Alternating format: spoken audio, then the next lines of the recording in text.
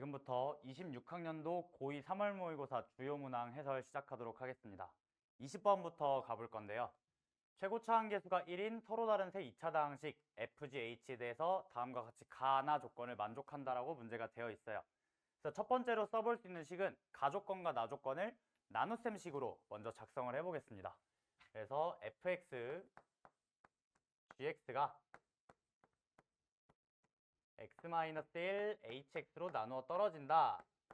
이렇게 식을 작성할 수 있을 것 같은데 좌변을 보면 최고차 한계수가 1인 두 2차식을 곱해놨기 때문에 최고차 한계수가 1인 4차식일 거고요.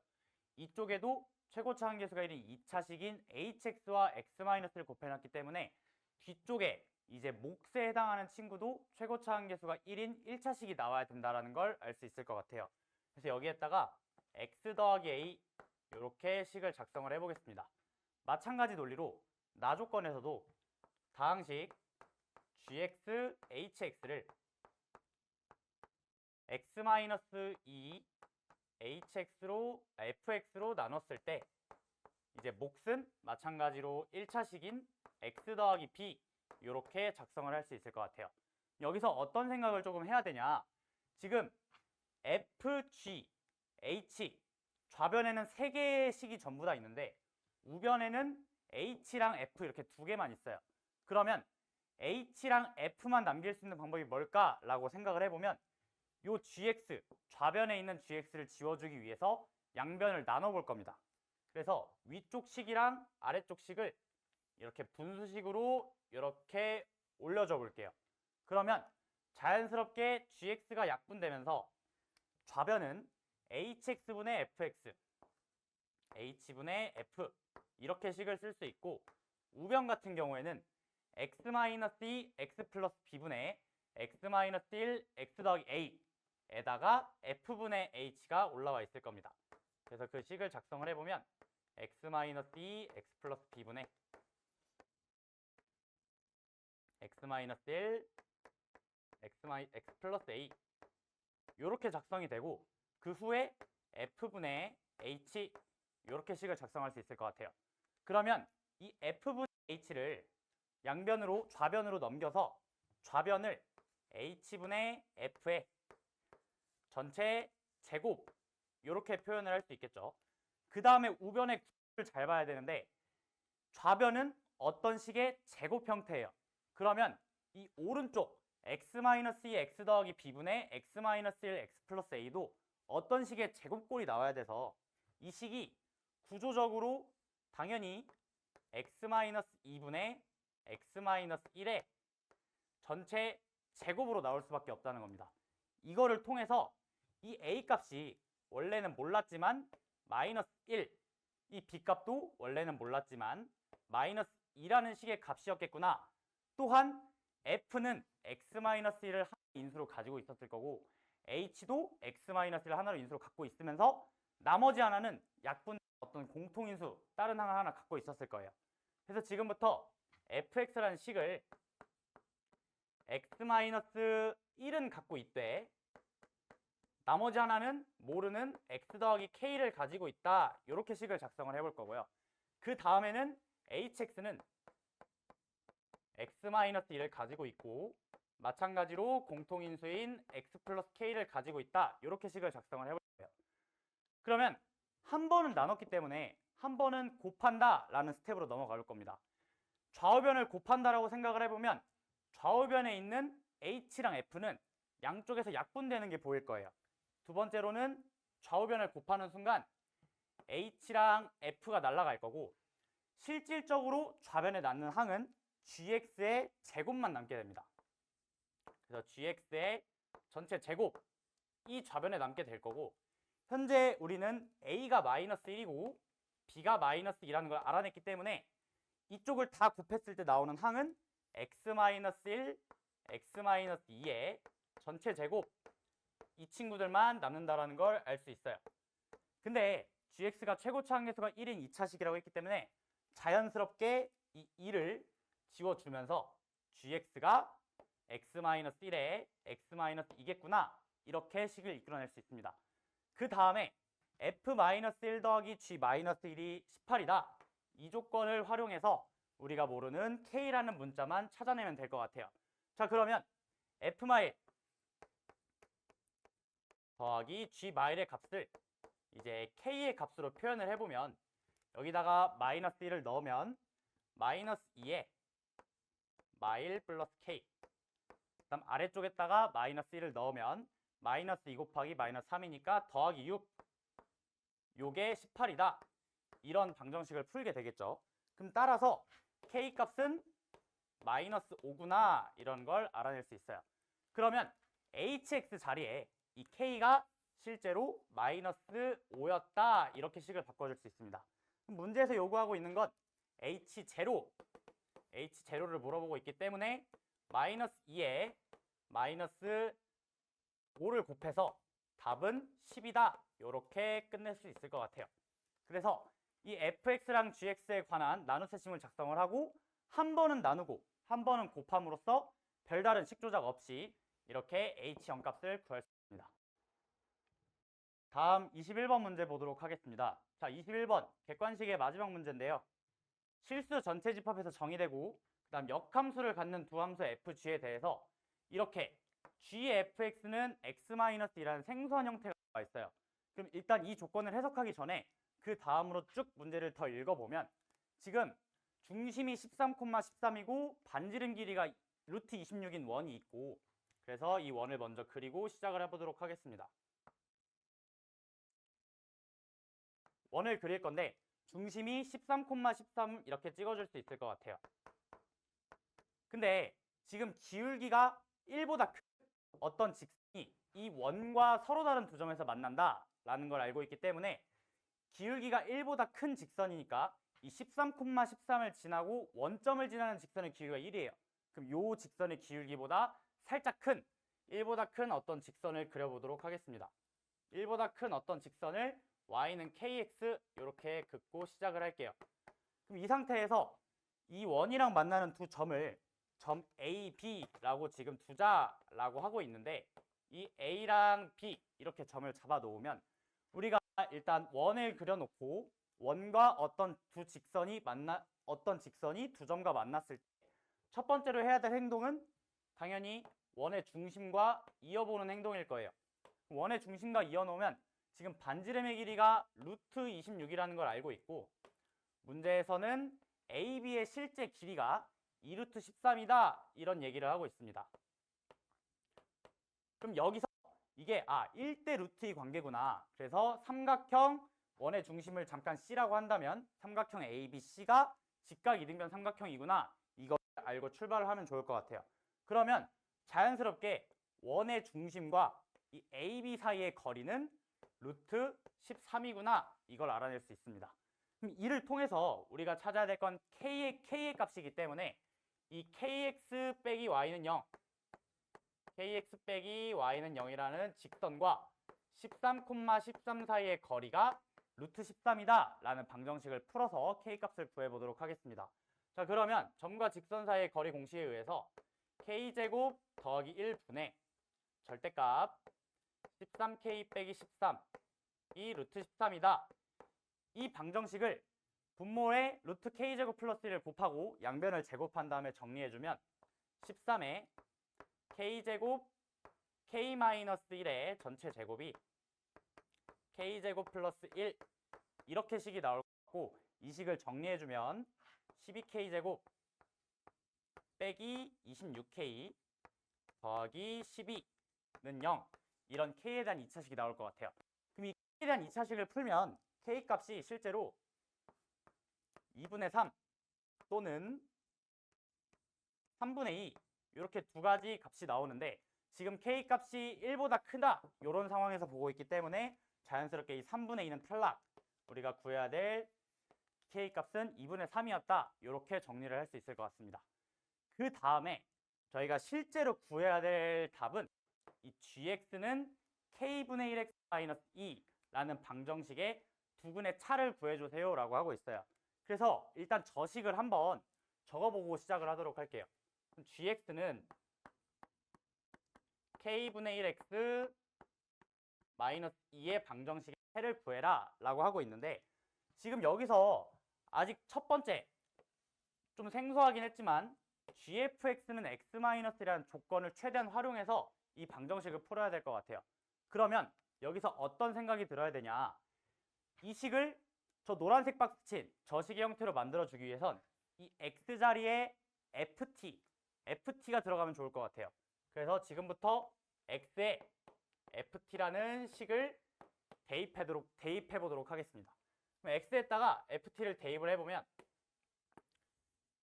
좌변은 gft 이렇게 될 것 같고 우변은 k분의 1의 ft 빼기 2 이렇게 작성이 될 것 같아요. 근데 지금 gft는 문제에서 x좌의 t로만 교체해 준 거기 때문에 실제로 이 식을 t-2라고 작성을 할 수 있을 것 같습니다. 그러면 우리가 풀어야 될 식은 결국 t에 대한 이런 방정식을 풀어주면 되는 거예요.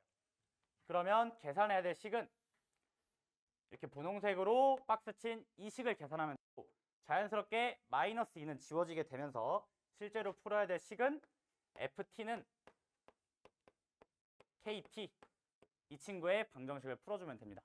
근데 사실상 어떤 fx가 a랑 b를 지나가고 역함수가 존재해야 되기 때문에 실제로 fx를 그려보면 요 a랑 b를 지나고 역함수가 존재하도록 뭐 이런 식으로 fx가 있었을 수 있어요. 그럼 이 fx랑 kx의 교점은 실제로 a랑 b의 x좌표다라고 표현을 해줄 수 있겠죠. 그래서 그 x좌표를 잠깐 p랑 q라고 둬보도록 하겠습니다.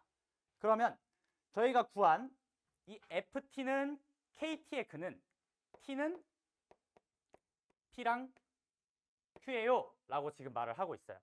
근데 여기서 이 pq를 직접 구하는 게 아니라 실제로 이 기울기가 2분의 3인 걸 구했기 때문에 기울기가 2분의 3인 직선은 어떤 특징을 가질까를 알고 출발을 하면 좋을 것 같아요.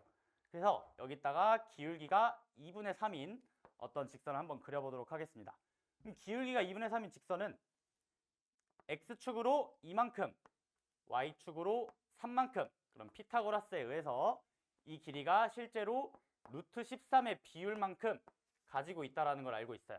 근데 여기서 A라는 점과 B라는 점의 실제 선분의 길이가 2루트 13이에요 라고 하고 있었기 때문에 이 길이가 실제로 2루트 13이었다는 겁니다. 그러면 당연히 이 A랑 B의 x좌표의 차이는 실제 길이가 4였구나 라고 얘기를 할 수 있을 것 같아요. 그러면 우리가 구해야 될 거는 t 값이 아닌 실제로 x는 ft를 만족시키는 x 값을 찾아야 되기 때문에 이 ft라는 친구는 이 t라는 친구를 이런 fx에다가 넣은 값 아닌가요? 그러면 실제로 p랑 q를 fx에다 넣은 fq랑 fp의 차이를 구해주세요 라고 하고 있는 거기 때문에 이 길이가 실제로 6이며 이게 저희가 구해야 될 베타랑 알파의 차이였다라는 걸 알 수 있습니다. 그래서 P랑 Q를 구하는 것이 아니라 어차피 우리가 구해야 될 식은 X는 FT이기 때문에 2대 3, 이 2에 해당하는 실제 길이가 4였기 때문에 이제 FT1 빼기 FT2 우리가 구해야 될 베타 빼기 알파에 대한 실제 해당하는 길이는 6이다라는 걸 이렇게 직선의 비율 관계로서 바로 찾아낼 수 있을 것 같습니다. 자, 다음 27번 문제 보도록 하겠습니다. 자, 27번 같은 경우에는 가나다 조건에 A, B, C, D가 앉아야 될 자리에 대한 정보가 있어요. 근데 결국에는 이 자리는 2 곱하기 4, 그 칸에다가 의자를 놨기 때문에 여기다가 똑같이 2 곱하기 4 박스를 그리고 출발을 해보도록 하겠습니다.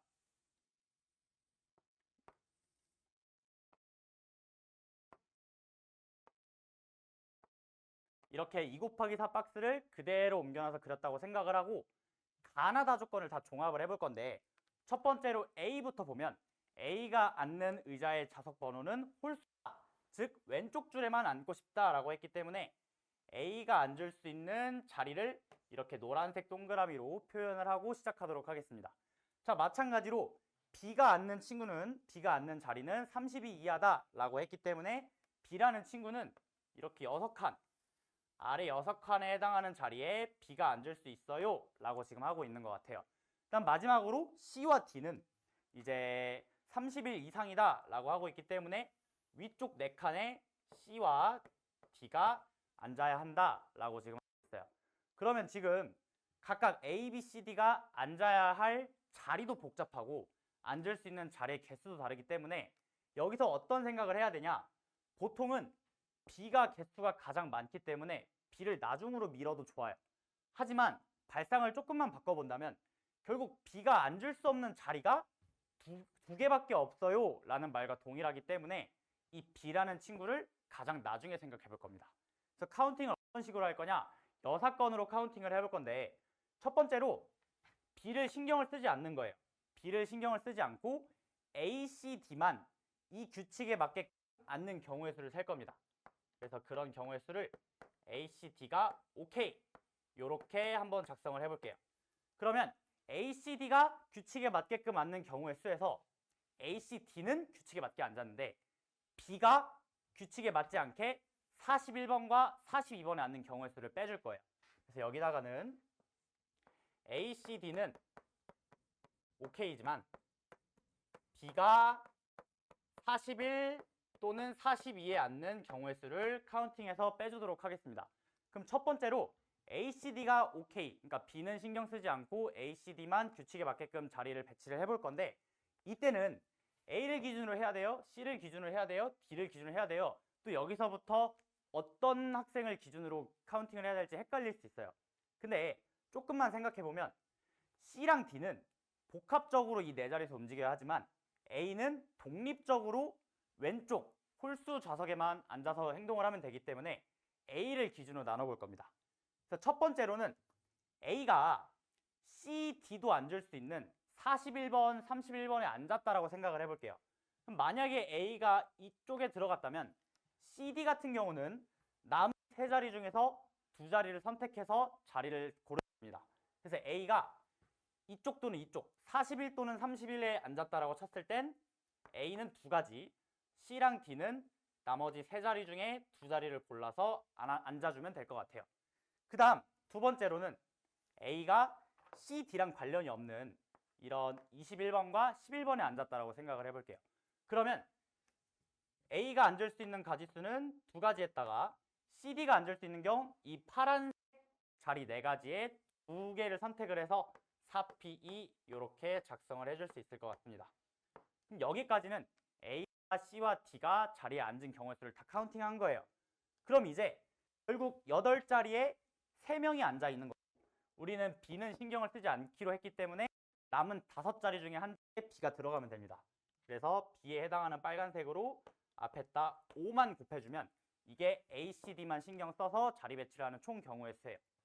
그럼 두 번째로는 A, C, D는 만족하는데 B가 41 또는 42에 앉는 경우의 수를 세기로 했으니까 첫 번째로는 B가 41번에 앉았을 때를 먼저 카운팅을 해보도록 할게요.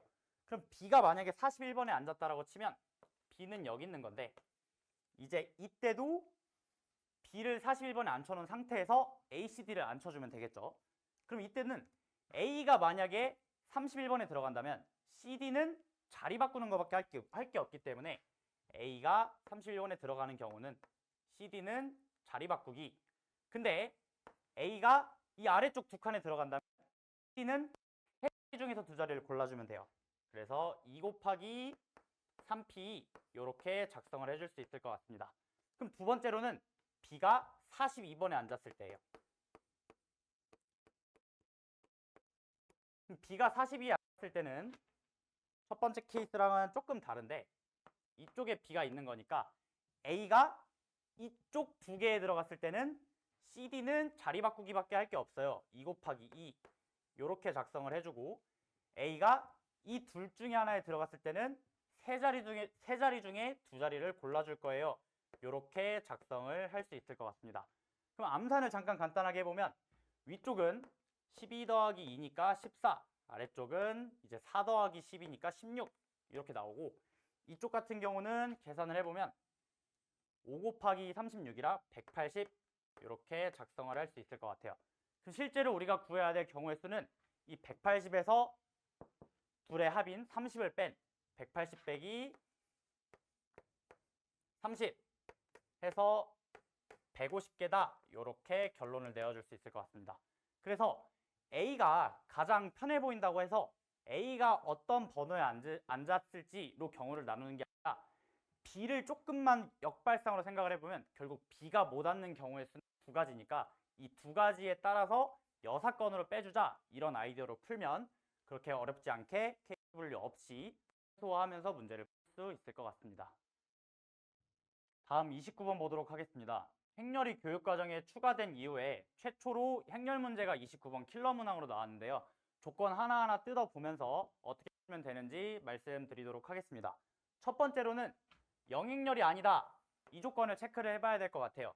A랑 B 중에 영행렬은 없다를 짚고 넘어가야 되고, 그 다음에 두 번째인 가조건과 나조건을 동시에 분석을 할 줄 알아야 됩니다. 자, 모든 IJ에 대하여 AIJ 곱하기 BIJ가 0이 나온다 라는 뜻은 이 A11과 B11 중 적어도 하나는 0이 있어야 된다 라고 생각을 해줄 수 있어요. 그래서 예를 들어서 이쪽 A11을 0이라고 생각을 해볼게요. 자, 근데 두 번째 케이스를 보면, 나조건을 보면 AIJ와 BIJ를 더했을 땐 0이 아니어야 된다 라고 지금 말을 하고 있어요. 그러면 적어도 하나는 0이다라는 가조건과 둘 다 0이면 안 되다 라는 나조건을 합쳐주면 결국에 하나는 0이고 하나는 0이 아닌 어떤 실수가 나오겠구나 라는 걸 알 수 있습니다. 그래서 여기서부터 케이스를 나눠볼 건데, 첫 번째로는 A라는 행렬에 일행일렬이 어떤 0이 아닌 X라는 실수가 나왔을 때로 생각을 해볼게요. 자, 그럼 A를 이렇게 작성할 수 있을 것 같고, B라는 친구는 일행일렬은 0 성분이 들어가게끔 작성을 해줄 수 있을 것 같습니다. 자, 그 다음에 이 문제를 풀 때 핵심인 A제곱이 B다.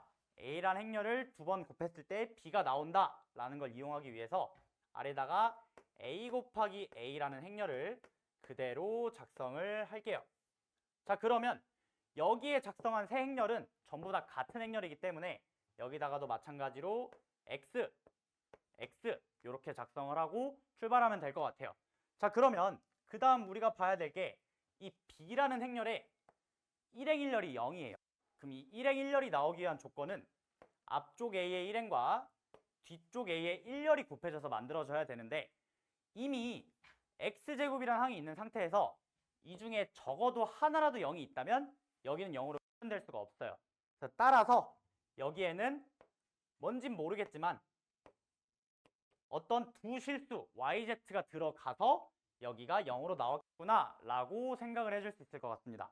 그러면 시작하기 전에 얘기를 했지만 이 세 가지 행렬은 전부 다 같은 A라는 행렬이기 때문에 여기도 똑같이 Y, Z, 위에도 Y, Z 이렇게 작성을 해줄 수 있을 것 같아요.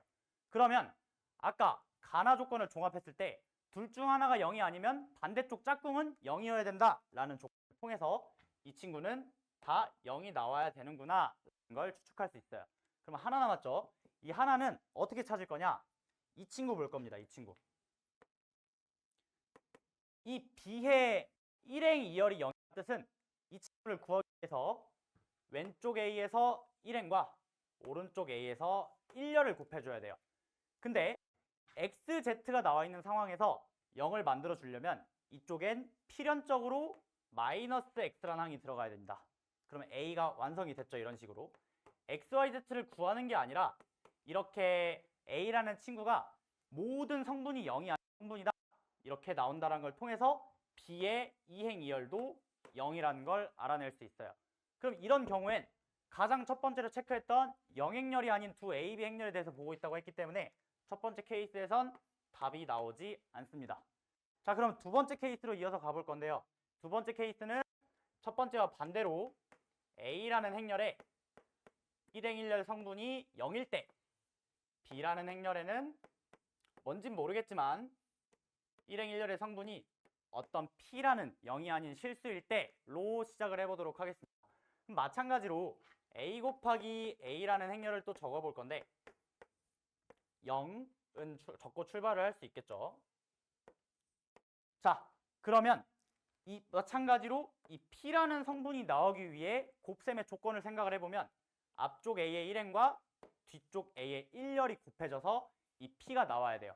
근데 이 둘 중에 하나라도 0이 있다면 여기는 0이 될 수밖에 없어요. 그래서 둘 중에 하나라도 0이 안 되기 위해서는 어떤 친구가 무조건 뭐 x, y, 0이 아닌 x, y에 의해서 b의 일행 1열이 x, y로 표현된다. 이렇게 작성을 해줄 수 있을 것 같습니다. 여기까지 괜찮죠? 그럼 마찬가지로 이 세 행렬은 a라는 똑같은 행렬이기 때문에 여기도 x, 여기는 y, 여기도 x, y 이렇게 작성을 해줄 거고요. 그 친구의 짝꿍인 이런 애들은 무조건 0, 0 이렇게 작성을 해줄 수 있겠죠.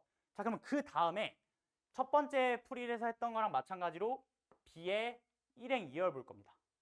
2행 1열 볼 겁니다. 그럼 이 친구가 나오기 위해선 마찬가지로 앞쪽에 2행과 뒤쪽에 1열이 곱해져야 돼요. 그러면 이미 0이 있었기 때문에 이쪽을 곱해서 0이 나와야 돼요. 그러려면 이쪽이 무조건 0일 수밖에 없구나 라는 게 보여야 됩니다. 그럼 마찬가지로 여기도 0, 여기도 0 이렇게 식을 작성해 줄 수 있겠죠. 그 다음 마지막 B의 하나의 성분만 남았는데 이 2행 2열 성분은 이렇게 곱해주면 돼요. 이렇게 곱해주면 x, y만 살아남게 되겠죠. 그래서 B의 2행 2열 성분은 x, y였구나. 이렇게 B라는 행렬을 만족시킬 수 있습니다.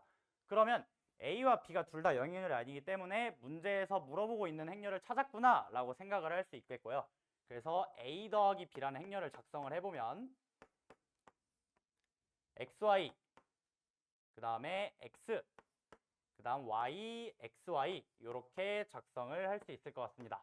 그 다음에 문제로 돌아와서 A 더하기 B의 모든 성분 합이 마이너스 1, 곱이 마이너스 8이다 이런 얘기를 하고 있기 때문에 일단 곱부터 볼게요. 곱을 보면 xy가 3세트씩 있다는 게 보일 거예요. 그럼 xy의 세제곱이 마이너스 8이에요 라고 하고 있기 때문에 xy가 자연스럽게 마이너스 2라는 걸 알아낼 수 있습니다.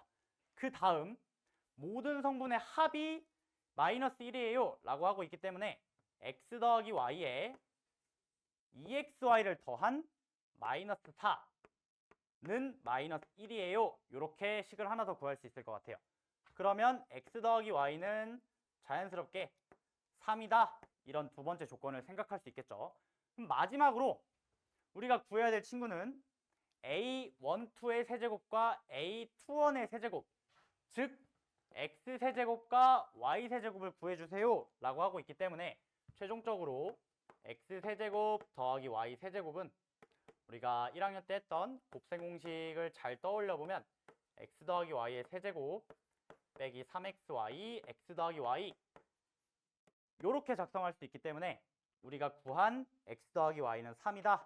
x 더하기 xy는 마이너스 2를 적절히 대입해주면 3세제곱 더하기 6 곱하기 3 해서 답이 45다. 이렇게 결론을 내줄 수 있을 것 같습니다.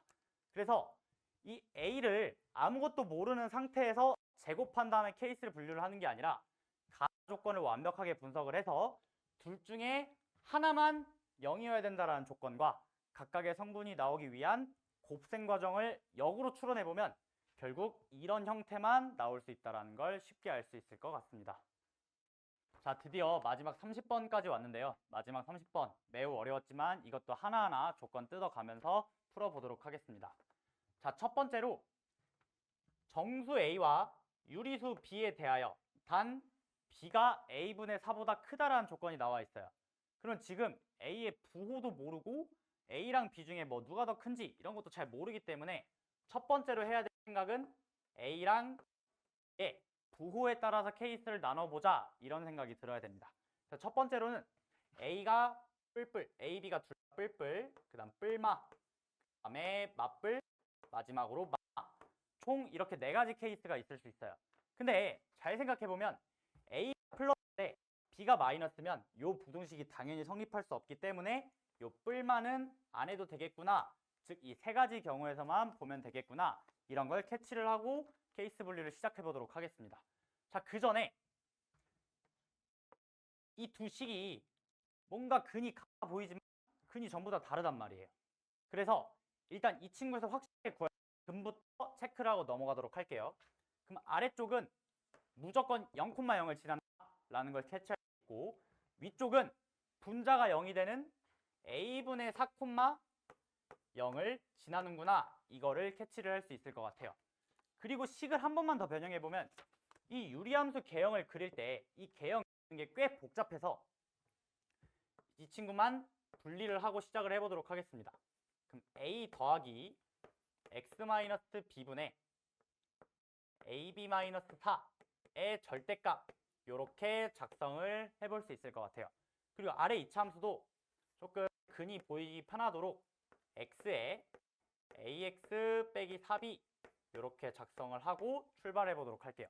그럼 첫 번째로 a랑 b가 둘 다 뿔뿔일 때 보도록 하겠습니다. 자, 그럼 a랑 b가 둘 다 뿔뿔일 때 a도 양수, b도 양수일 때, 자, 그럼 이때는 이 ab가 4보다 큰지 작은지를 먼저 봐야 되는데, 여기 b가 a분의 4보다 크다라고 했기 때문에 무조건 ab가 4보다 크다, 이 조건에서 유리함수를 그려야 합니다. 그래서 이 유리함수를 그려보고 시작을 할 건데, 그려보면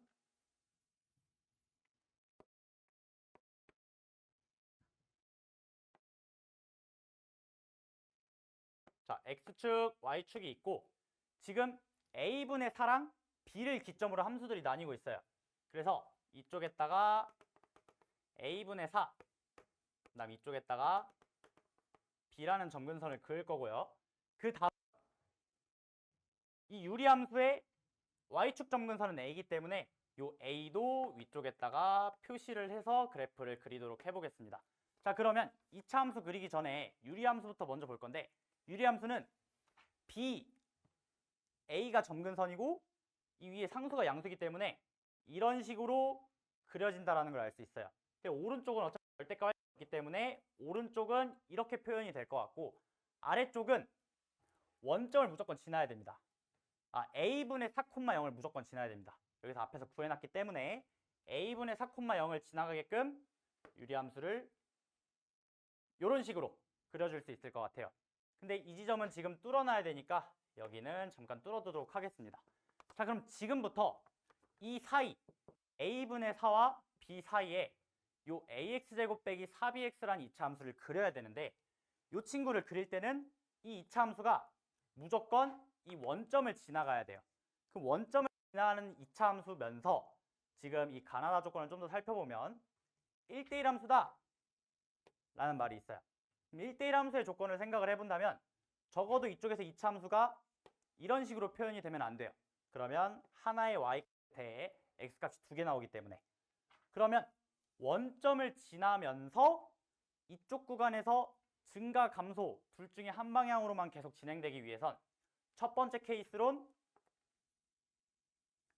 이런 식으로 지나가서 실제로 그래프에선 여기만 표현되는 이렇게 생긴 형태를 첫 번째로 생각해 볼 수 있을 것 같아요. 근데 이때는 그래프가 축이 표현되지 않기 위한 조건을 생각해야 되는데, 이 2차 함수의 축을 생각해 보면 a분의 2b입니다. a분의 2b. 그래서 2차 함수의 축이 a분의 2b인데 그 a분의 2b보다 a분의 4가 더 크거나 같아야 된다는 걸 체크를 하고 넘어가야 돼요. 그래서 이 노란색 케이스에 대한 케이스를 지금 조사를 해볼 건데, 첫 번째로 노란색부터 갑니다. 근데 항상 조심해야 될 게 1대1 함수가 되기 위해선 a분의 2b보다 a분의 4가 크거나 같아야 된다. 이 조건을 캐치를 해야 되겠죠. 그럼 지금 a가 둘 다 a가 양수이기 때문에 b가 2 이하다 라는 조건에서 문제를 출발을 해봐야 될 것 같아요. 자, 그 다음에 우리가 아직 안 본 나 조건을 살펴보면 fxk의 해가 존재하지 않도록 하는 양수 k의 값 지금 딱 보이죠? 여기 a라는 점근선에서는 안 나오기 때문에 이 k가 p이자 a라는 걸 알 수 있어요. 그래서 p는 a예요 이렇게 쓸 수 있을 것 같고, 두 번째로 m 보겠습니다. m이라는 친구는 그래프에서 최소값을 갖는다 라고 했기 때문에 이 점을 대입해도 되겠죠. 그럼 a분의 4라는 친구를 여기 2차 함수에다가 대입을 해볼 겁니다. 대입을 하면 m 값은 a분의 4에 4-b 이렇게 작성이 되기 때문에 이 친구를 한 번 더 정리해보면 a분의 16에 1-b 이렇게 작성을 할 수 있을 것 같아요. 근데 지금 m이랑 p를 곱했을 때 마이너스 64예요 라고 하고 있기 때문에 m 곱하기 p를 아래다가 적어보면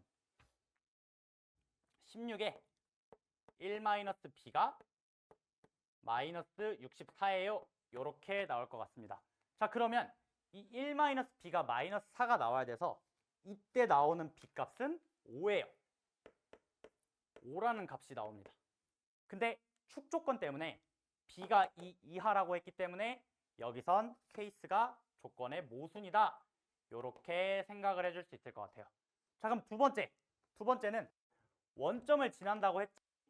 여기서 증가한다라는 말은 없기 때문에 두 번째로 생각해 볼 수 있는 조건은 이런 식으로 이차함수가 표현돼서 실제로는 이쪽만 그려지는 상황의 이차함수를 생각을 해볼 수 있겠죠. 자, 그럼 이때 우리가 생각해야 될 건 축이 표현이 되면 안 되기 때문에 이 축인 a분의 2b가 이쪽 b보다 크거나 같아야 됩니다. b보다 크거나 같다. 이 조건이라는 걸 꼭 캐치를 하고 넘어가야 돼요. 그래서 두 번째 케이스를 보면 이제 a분의 2b가 b 이상이다 라는 것 때문에 지금 a가 무슨 수라 했죠? a가 정수라고 했어요. a가 정수고 b가 둘 다 a랑 b가 둘 다 양수이기 때문에 가능한 a 값은 1 또는 2만 가능하다라는 거를 캐치하고 가야 돼요.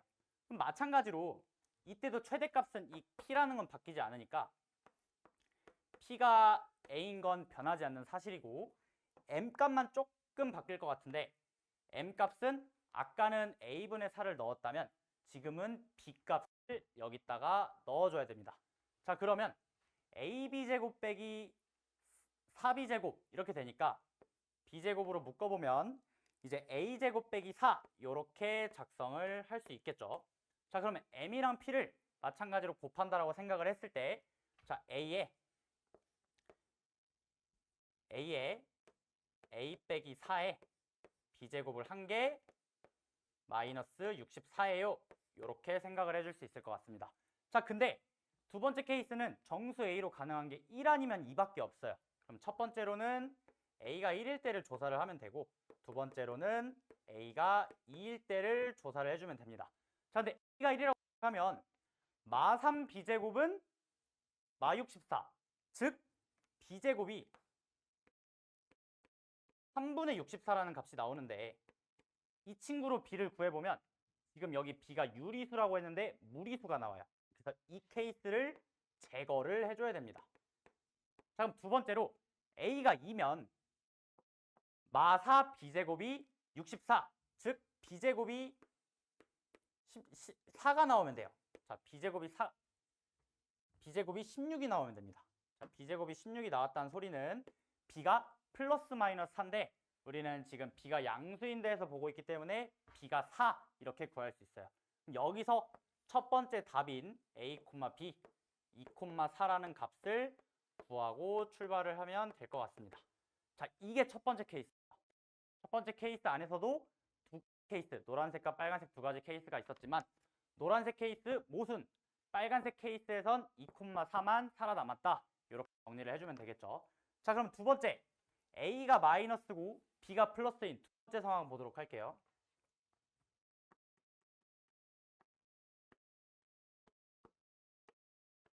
자, 근데 a가 마이너스란 얘기는 지금 이쪽 b가 a분의 4보다 크다라는 조건에서 a가 음수였기 때문에 a, b가 4보다 작아요. 이거를 체크를 해놓고 유리함수가 이제 이런 식으로 그려진다라는 거를 캐치를 하고 그래프를 그리면 조금 더 수월할 겁니다. 자, 그래서 마찬가지로 그래프를 그려보면 x축, 그 다음에 이쯤에다가 y축 꽂아볼게요.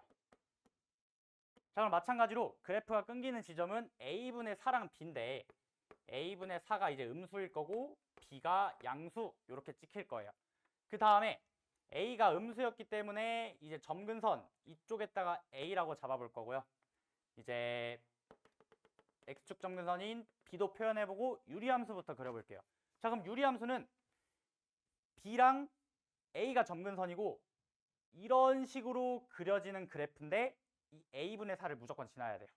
그럼 그래프가 이렇게 올라왔을 거고 이쪽은 이런 식으로 뻗어나갔을 겁니다.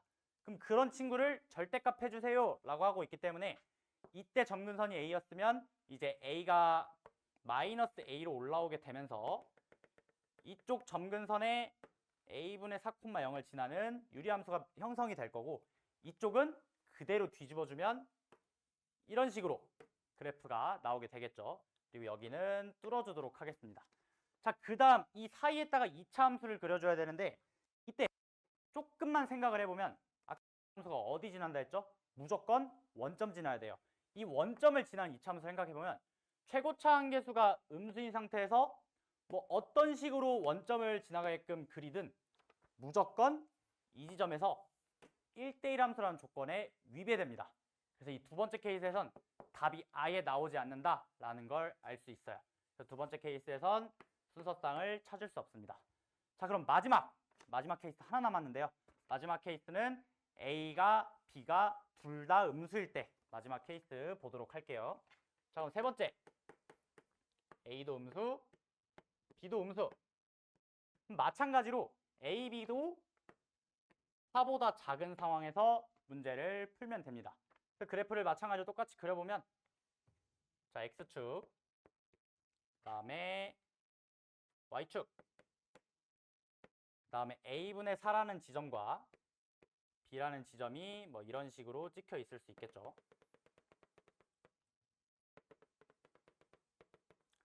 자, 마찬가지로 X축 점근, Y축 점근선인 A도 이쪽에다가 꽂고 시작을 하도록 할게요.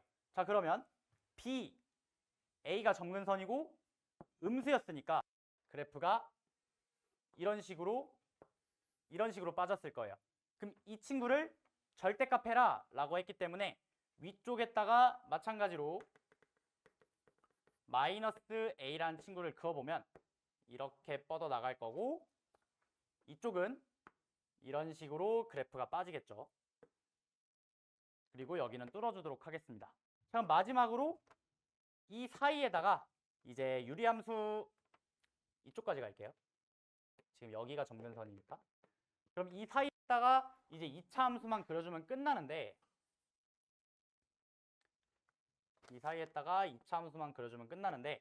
이때는 생각해야 될 게 원점을 지나가면서 1대1 함수를 만족시키려면 무조건 2차 함수가 여기 어떤 점부터 원점을 지나고 축은 반대쪽에 형성이 되게끔 그래프가 그려질 수밖에 없습니다. 자, 그럼 이때 최대값 볼까요? K.